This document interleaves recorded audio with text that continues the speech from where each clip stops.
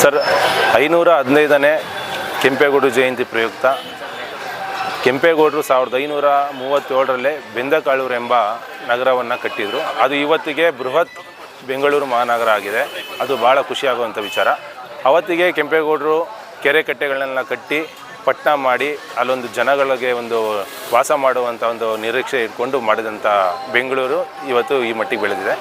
ಅದೇ ಹಾದಿಯಲ್ಲಿ ನಾವು ಕೂಡ ಕೆಂಪೇಗೌಡರು ಜಯಂತಿಯ ಪ್ರಯುಕ್ತ ಸಾರ್ವಜನಿಕರಿಗೆ ಒಂದು ಉಚಿತ ಆರೋಗ್ಯ ತಪಾಸಣೆ ಶಿಬಿರವನ್ನು ಏರ್ಪಡಿಸಿ ಒಳ್ಳೆಯದಾಗಲಿ ಅನ್ನೋ ಕಾರಣಕ್ಕೋಸ್ಕರ ನಾವು ಈ ಕಾರ್ಯಕ್ರಮನ ಮಾಡ್ತಾಯಿದ್ದೀವಿ.